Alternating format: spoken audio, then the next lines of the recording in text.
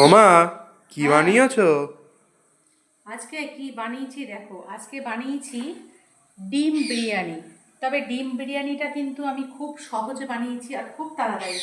ঘড়িটার দিকে দেখো কটা বাজে। কটা? ওরে বাপ রে, পৌনে 4টে চার। বাজতে যাই তো। একদম। ওই জন্য আজকে খুব সহজে এবং খুব স্পেশাল একটা খাবার আমাদের সবার। এটা হচ্ছে ডিম বিরিয়ানি আর ডবল ডিম আর ডবল আলু। কালারটা তো দারুণ এসছে। আর এটা খেতেও কিন্তু ভীষণ মজার। আর আমি আজকে খেতে খেতে এই রেসিপিটাও কিন্তু বন্ধুদেরকে বলে দেব। তো বন্ধুরা দেখো, এখানে দুটো প্লেটে কিন্তু আমি ডিম বিরিয়ানি নিয়ে নিয়েছি। যেহেতু আজকে আমাদের কর্তামশাই বাড়ি নেই, তাই জন্য আমাকে একটু দেরি হয়ে গেছে রান্না করতে। আর আমরা দুজন মিলে খাবো, আমি আর ছেলে। ওই জন্য দেখো তাড়াতাড়ি কিন্তু খুবই সহজে এখানে ডিম বিরিয়ানি বানিয়ে নিয়েছি। এবারে তাহলে চলো খাওয়াটা শুরু করি। আর সেই সাথে সাথে কিন্তু অবশ্যই তোমাদের এই ডিম বিরিয়ানি বানানোর রেসিপিটা জানিয়ে দেব। তাহলে চলো শুরু করি। তো বন্ধুরা, আজ তোমাদেরকে তো বললাম যে আমার কর্তামশাই বাড়ি নেই, ওই জন্য একটু দোকানে যেতে হয়েছিল। তাই জন্য বাড়ি এসে কিন্তু খুব তাড়াতাড়ি কী খাবার বানাবো, ওই জন্য কিন্তু ডিম বিরিয়ানিটা বানিয়ে ফেলেছি। এখানে দেখো, এখানে আলু, ডিম আর সেই সাথে বিরিয়ানি।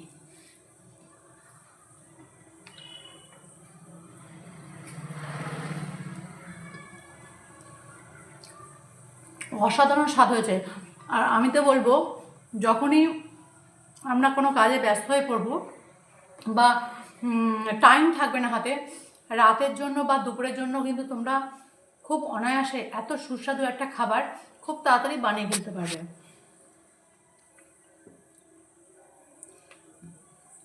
আর নতুন আলুর সাথে এটা খেতে কিন্তু খুবই ভালো লাগছে।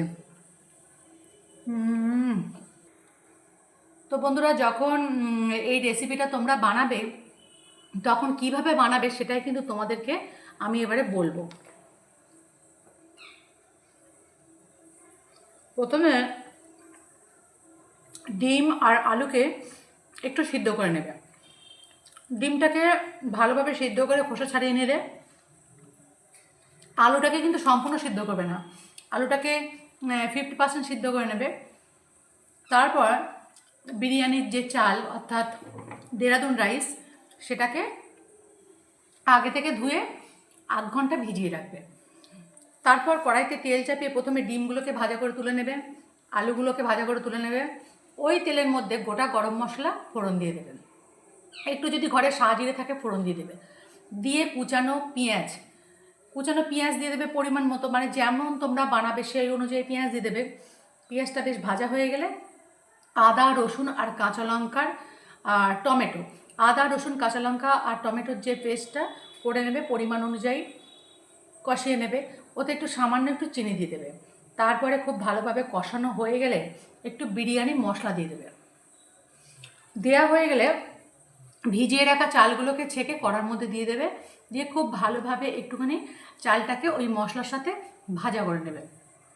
ভাজা করে নেওয়া হয়ে গেলে, ধরো তোমরা যদি 2 কাপ চাল দাও, তাহলে কিন্তু 4 কাপ জল আগে থেকে গরম করে রাখবে। অবশ্যই কিন্তু গরম জল ব্যবহার করবে, তা না হলে কিন্তু রান্নার টেস্টটা আসবে না। যদি 5 কাপ চাল ইউজ করো, তাহলে অবশ্যই কিন্তু 10 কাপ জল ইউজ করবে। অর্থাৎ যতটা চাল তার ডবল জল। এবার জলটাকে আগে থেকে খুব ভালোভাবে একটু গরম করে নেবে, বেশ ফুটন্ত গরম করে নেবে। তারপর চালটাকে খুব ভালোভাবে কড়াইয়ের মধ্যে ভাজা করা হয়ে গেলে জলটাকে দিয়ে দেবে। স্বাদ অনুযায়ী নুন দিয়ে দেবে, সামান্য একটু হলুদ দিয়ে দেবে। তারপরে এখানে যেটা মেন দেবে সেটা হচ্ছে একটু কেওড়া জল, গোলাপ জল, মিঠা আতর। তারপর একটু যখন বেশ 10 মিনিট হাই ফ্লেমে খুব ভালোভাবে ফুটিয়ে নেবে। ফুটিয়ে নেওয়া হয়ে গেলে তারপর বিরিয়ানি মশলা, যেটা বিরিয়ানি মশলা তোমরা যতটা ইউজ করতে চাও, সেটা কিন্তু একটু দুধের সাথে খুব ভালোভাবে গুলে নেবে, নিয়ে ওর ভেতরে দিয়ে দেবে। দিয়ে তারপরে গ্যাসটাকে একদম লো করে দেবে। লো ফ্লেমে এটাকে কিন্তু 10 মিনিট ঢাকা দিয়ে রাখবে। 10 মিনিট ঢাকা দিয়ে রাখলে ঢাকনাটা খুলে দেবে, মানে টোটাল হবে 20 মিনিট। 10 মিনিট হাই ফ্লেমে আর 10 মিনিট একদম লো ফ্লেমে। দেখবে এরকম ঝরঝরে একদম ডিম বিরিয়ানি প্রস্তুত হয়ে যাবে। নামানোর আগে একটু ঘি ছড়িয়ে দাও, উপর দিয়ে একটু গরম মশলা দিয়ে দাও, ব্যাস একদম গরম গরম সার্ভ করো, আর গরম গরম মজা করে খাওয়াও। একদম নিজেও প্রাণ ভরে খাও আর সবাইকে প্রাণ ভরে খাও। তো ডিম বিরিয়ানির রেসিপিটা কিন্তু তোমাদের সাথে আমি শেয়ার করলাম। কেমন লাগলো অবশ্যই কিন্তু আমাকে জানিও।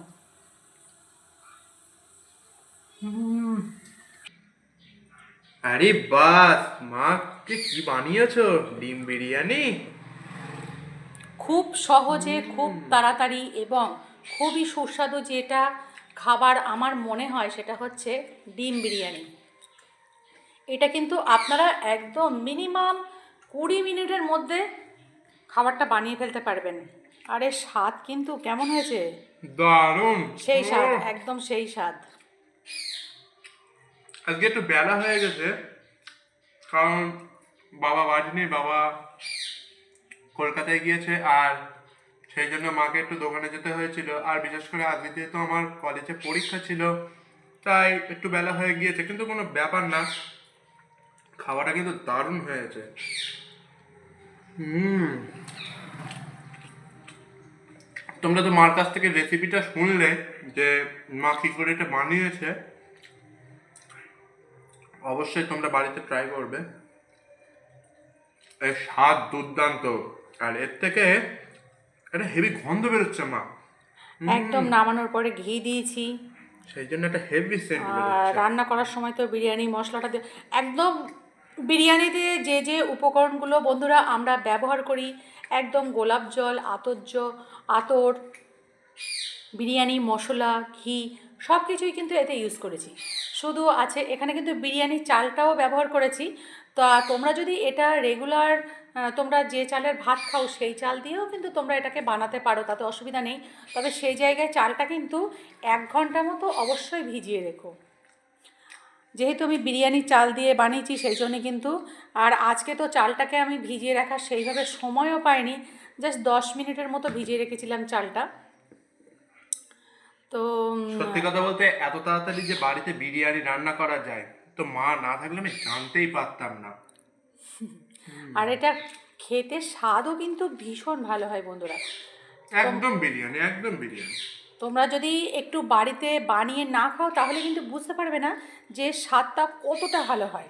একদম বিরিয়ানি, এতে যদি একটা করে মাংস দেওয়া যায় তো কেউ বলবে না যে এটা চিকেন বিরিয়ানি না, এটা কিন্তু একদম চিকেন বিরিয়ানি হয়ে যাবে। আমি তো আরো সকল বন্ধুদেরকে বলবো যে বাইরে থেকে বিরিয়ানি না কিনে বাড়িতে এরকম বানিয়ে নাও, দেখবে কতটা খেতে ভালো লাগে। যাই হোক, আজকে দুপুরে খাওয়া দাওয়া তো তোমরা দেখলে, একদম সিম্পল কিন্তু সাধারণ হয়েও কিন্তু অসাধারণ একটা রেসিপি। দুপুরে খাওয়া দাওয়াটা তো জাস্ট জমে গেল। যদিও দুপুরবেলা ভুল, বিকেল হয়ে গেছে, তাও কোনো ব্যাপার না। সব কিছুর সাথেই তো মানিয়ে নিতে আমাদের শিখতে হবে, বলো? যদি তোমাদের এই ভিডিওটা ভালো লেগে থাকে তাহলে একটা লাইক করে দাও, একটা গঠনমূলক কমেন্ট করো, ভালো লাগলো না খারাপ লাগলো, আর একটু কিছু নতুনত্ব চাও, অবশ্যই একটা কমেন্ট করো, আর ভিডিওটা শেয়ার করে দাও। তাহলে আজকে গুড বাই, বাই বাই। একদম bye bye, bye bye, bye bye.